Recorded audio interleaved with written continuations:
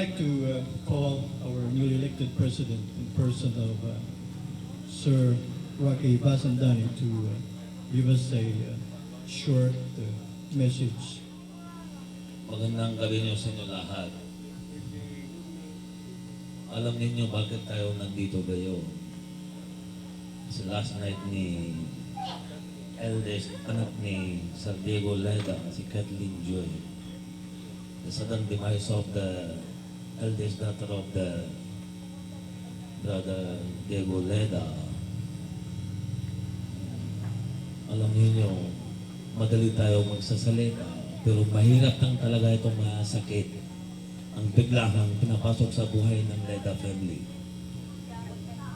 Yung sa araw ng mangyari, biglang tanggap ko ng text na galing kay Brother Leda.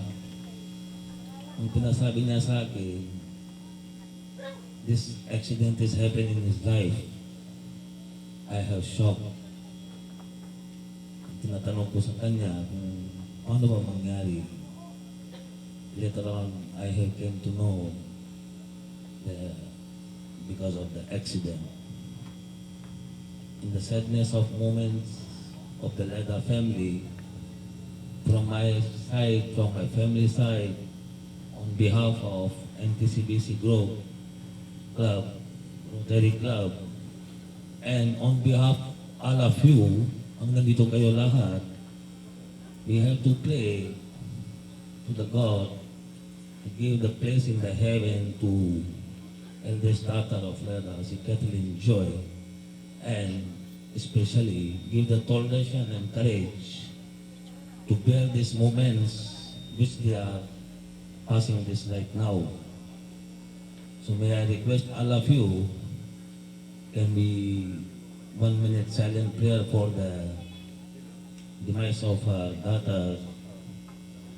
We can pray to God for give courage and patience to tolerate this moment to let the family. Shall we go ahead and pray for the Kathleen Joy?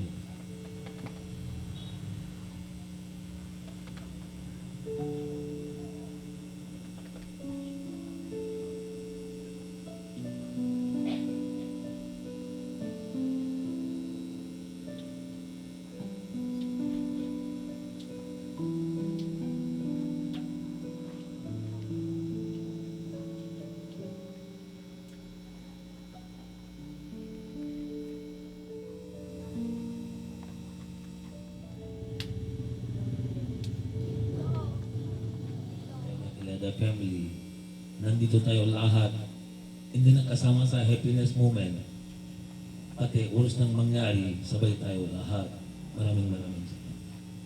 We will now hear a message of comfort from Pastor Joel Bravo, one of our spiritual advisors of the More Than Conquerors Breakfast Club. Pastor Joel.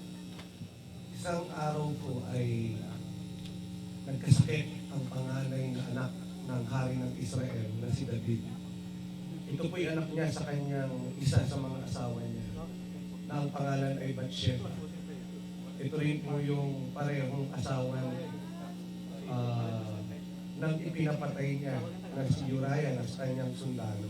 Sa makatwid, isa ito sa koneksyon o konsekwensya ng kanyang nagawang pagkakamali. Yung pangyayaring ito ay nagdulot ng matinding pagpunit sa puso ni David. Ano pa, nung nagkaroon ng sakit ang kanyang panganay na anak kay Bathsheba, hindi po siya tumigil ng anumang pagkain at hindi rin po siya uminom ng anumang inumin. Bagkos ang ginawa niya, hinapak niya ang kanyang damit panghari at ang kanyang ipinalit ay sako. Sapagkat yun po ang ginagamit nila noon pong lumang tipan upang ipakita sa Diyos ang kanilang pagpapakumbaba. At siya po'y naupo sa may lupa at doon ay patuloy na nanaghoy at namanhik sa Diyos na pagalingin ang kanyang panganay na anak. Subalit, pagkaraan ng ilang mga araw ng pagsusumamo sa Diyos, nag-aalala na po ang buong kaharian, nag-aalala na ang mga opisyales, nag-aalala na ang lahat ng nakapaligid at nagmamahal sa hari sapagkat nakikita nila kung paanong hirap na ang hari sa kanyang ginagawang pamamanhik sa Diyos para lang kumaling ang kanyang panganay na anak. Subalit datapwat pero ang nangyari po ay masakit mang aminin, kinuha po ng Diyos ang kanyang panganay na anak. Nung nangyaring namatay ang anak ni David na kanyang pinamamanhik na pagalingin ng Panginoon, ay nagbulong-bulungan ang kanyang mga tauhan. At nag-aalala silang lahat, sabi nila, paano kaya ito? Nung nabubuhay pa ang kanyang panganay na anak, ay ganyan na siya kung umakto, ganyan na siya kung mag-react. Paano pa kaya pagka nalaman niya na patay na ito? Baka lalong hindi kayanin ng hari at maaring ito rin ang maging mitya ng kanyang buhay. Subalit habang tumitingin sa paligid-ligid si David sa kanyang pagkakaupo sa lupa, ay napansin niyang nagbubulong-bulungan nga ang kanyang mga tauhan. At diniretsa na lang niya sila at tinanong, sabi niya, patay na ba ang anak ko? At syempre, hindi naman sila pwedeng magsinungaling. Sabi nila, mahal na hari, tama po ang inyong akala. Patay na po ang inyong anak. Akala po ng iba magwawala ang hari at may ibang bagay siyang gagawin. Pero taliwas po sa kanilang inaakala, ang hari po'y tumayo. Umuwi ng palasyo.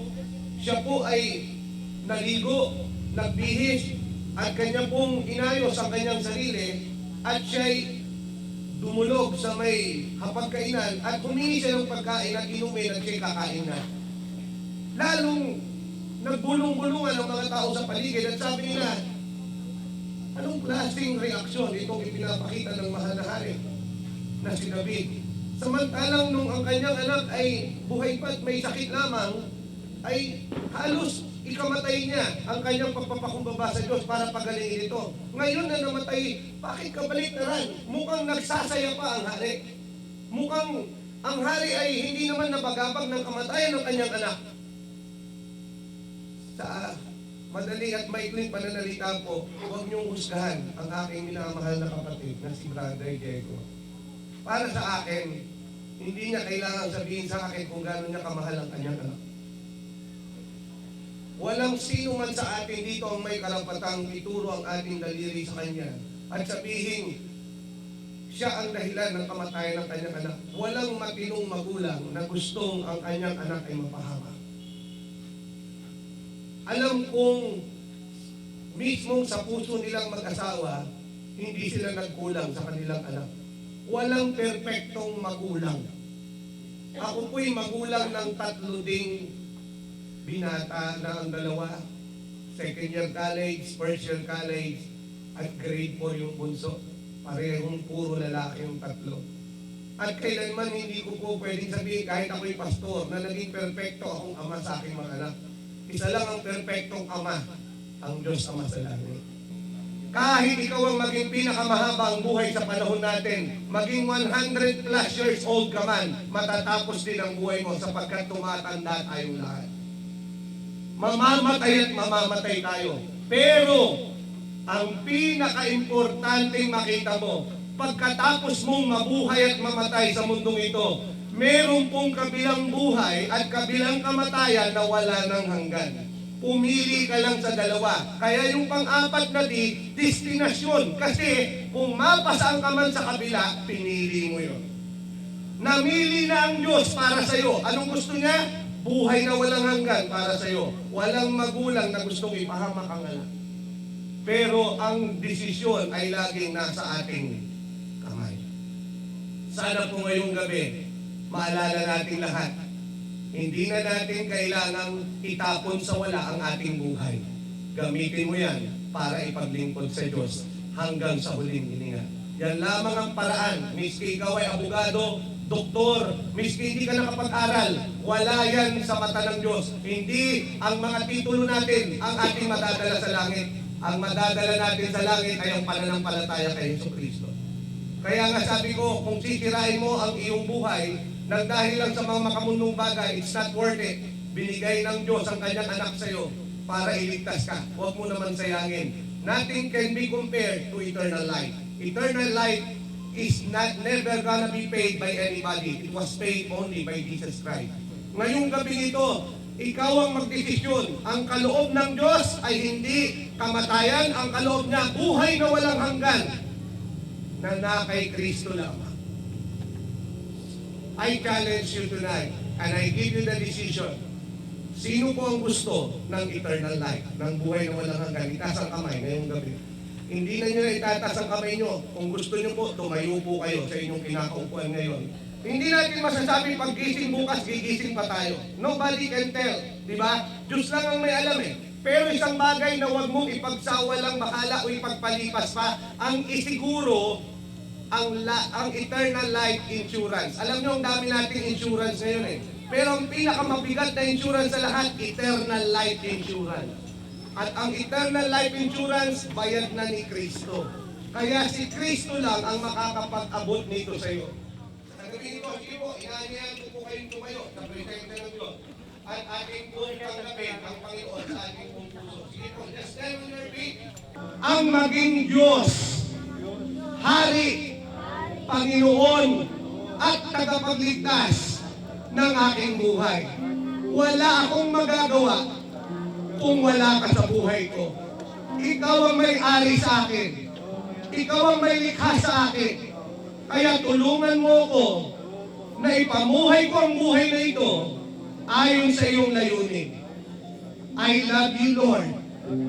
This I pray in Jesus' name. Hayaan niyo po ako ng manalangin para sa inyo. Ama kong banal na nasa langit, nais kong itaas ang mga tao ito na nakapakinig ng iyong mga awitin, ng mga mensahe mo ngayong gabi. Hayaan mong patuloy nilang malakaran ang kanilang natagpuang pakikipagrelasyon sa iyo sa gabi nito. Maraming beses na nakita ko kahit 1-year-old at maliit na bata na ngayon ay leader na sa mga church na nagpapakitang hindi nasasayang ang paghahasik ng iyong salita. Nagpapasalamat ako sa buhay ng lahat ng mga dumalo, nagmamahal kay Kathleen Joy, sa lahat ng nakikiramay sa Leda family. Salamat po dahil sila'y narito ngayon at napaalalahanan kami, lalo na ng Ecclesiastes, Kapitulo 7, versikulo 1 hanggang versikulo 3, na kung may isang lugar na pwedeng puntahan na nakahihigit sa lugar ng mga party at ng mga kasiyahan, ito'y lugar kung saan may pagdadalamhati at may lamay. Sapagkat doon kami nakakapag-isip, nakakapagdili-dili, nakakapagbulay-bulay tungkol sa buhay.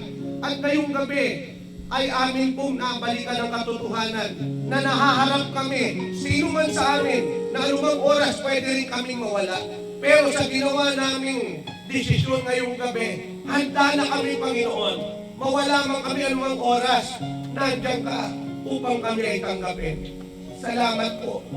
Mahal na mahal mo lalo na ang Leda family. Shall we all just pray for the Leda family? Lord, we pray for the whole family. From Sir Diego to his wife, down to all their children. The siblings of Kathleen Joy. We pray that you will preserve them. Yes, keep in their hearts the memory of Kathleen Joy. Indeed, one day, they will see each other again, but in eternity. At alam po namin, Panginoon, masakit man, pakawalan siya ngayon. Pero kailangan namin tanggapin ang bagay na nangyari.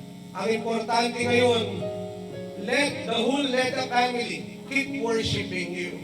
Move on in life, and they will keep trusting you. Sapagkat alam namin, nandyan, renovate mo rin ang mga mahal nila sa buhay, ang kanilang mga kamag-anak, ang mga kaibigan na pumapaligid sa kanila, na tutulong sa kanila upang lumakas at ma-inspire na magpatuloy. Salamat, Panginoon, pinadala mo ang More Than Conquerors Breakfast Club na manguna sa necrological service na to sa last night ni Kathleen Joy upang iparamdam sa buong pamilya Leda hindi sila nag-iisa. Salamat, Panginoon. Ikaw ang magbigay ng kaaliwan, kalakasan at ng patuloy na inspirasyon sa kanila upang sila po, Panginoon, ay makatayo muli at hindi sila mabagabag ng anuman at mawala ng pag-asa. Salamat po pati lahat ng mga taong kasama namin at lahat ng nakapakinig ng tinig na to. Manatili sa puso nila ang katotohanan mahal na mahal mo sila, Oreo. Ito po ang aming dalangin ngayong gabi na nagtitiwala kay Jesucristo lamang. Salamat po. Ito ang aming mga hiling, ito ang aming mga pagsamo sa ngalan ng Diyos Ama, Diyos Anak, at ng Diyos Espiritu Santo. In Jesus' name. At lahat po tayo magsabi ng malakas na Amen sa Panginoon. Amen. Good evening po and God bless you. Sa gabi nito sa pagpupugay at sayang anak din si Kapil para may barkada ko, friends ko, relatives, neighbors, yung mga hindi namin kakilala na nandito pa rin at hindi nga namin kilala kasi mga barkada ng aking anak. Alam nyo kasi ang aking anak ay isang batang ma-adventure at akala ko noon ay yung pag-alis-alis niya sa bahay ay walang katuturan. Ang ako'y importansya to. But I realized with the pouring of friends,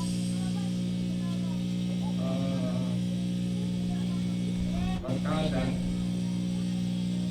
and classmates, I know deep in your heart, we lost someone. Naaro tayo.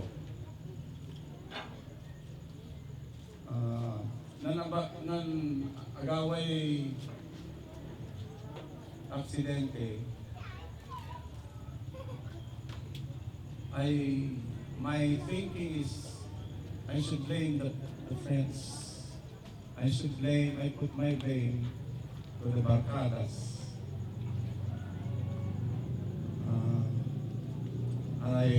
Classmates, because maluwan si Kara, mabilainig siguro yung anak ko. She spent a lot of time, more than her family, to the barkadas and friends. But as I saw the outpouring sentiments and love by these friends, barkadas, classmates, many of whom hindi ko pa yata nakikita dahil hindi ko naman alam kung saan nagpupunta yung aking anak at hindi naman sila nagpapakita hira yung pumupunta sa bahay. I don't know kung may problema sa bahay dahil welcome naman sila, pero it seems na mas gusto ng anak ko nakapiling ang kanyang mga barkada, kaklase, friends, ang kaibigan. Dahil sa oras ng aming mga pangailangan sa kanya, sa oras ng aming mga birthdays, may dibu sa mga pinsan, may anniversary,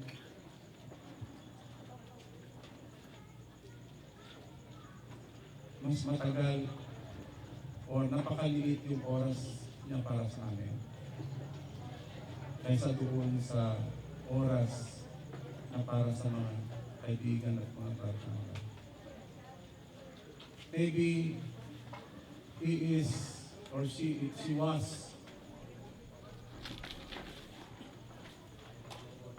investing her time for the future. Kasi nang sa akin, hindi ko masyadong nakita yun. Madali sa makipagkaibigan.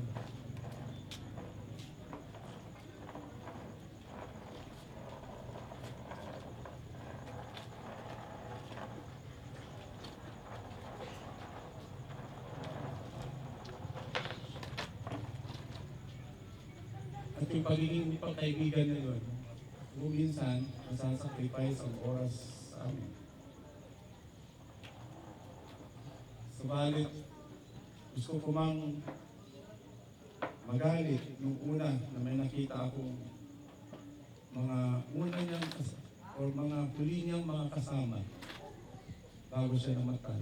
Hindi ko ginawa o hindi ko nagawa sapagkat nakita ko ang kanilang pagmamalasakit. Bagamat sila yung huling nakasama niya, nakita ko yung kagandahan ng loob ng anak ko para sa kanila.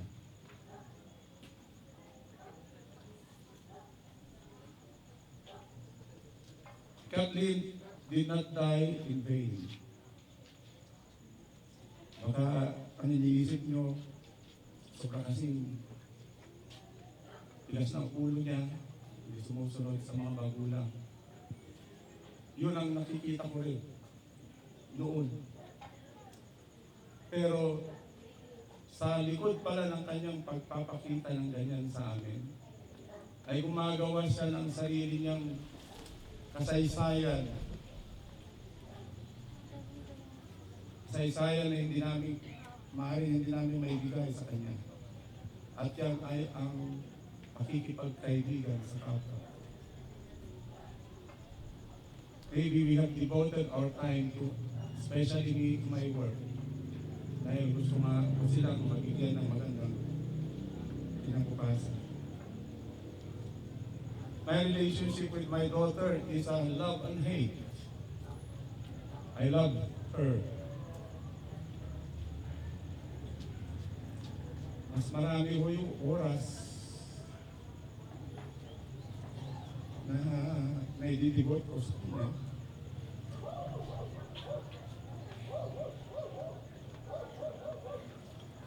Dahil ngayon yung ba, may children.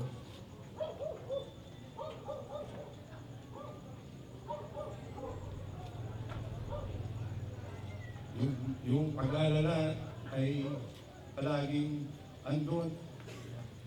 Halos gabi-gabi, araw-araw. Minomonitor ko po yung aking anak. Subalit, isang araw, ako'y pinatayan niya ng Facebook na unfriend ako, na block.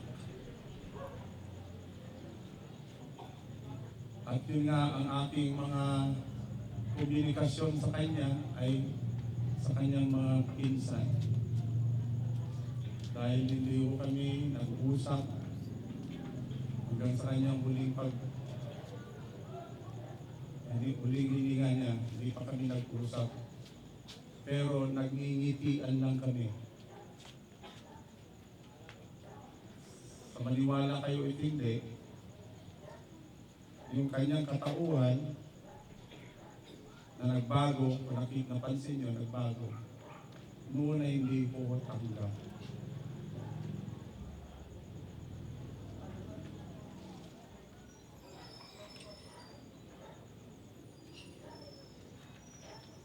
Subalit nung bago mag-New Year, napag-isip-isip ko, kung ang mga kaibigan niya ay tanggap siya na gano'n. At maraming ang chicks na lumalapit sa kanya. Bakit ang kanyang sariling ama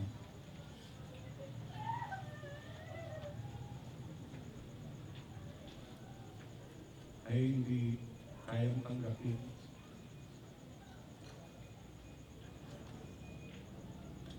Kung ano man siya.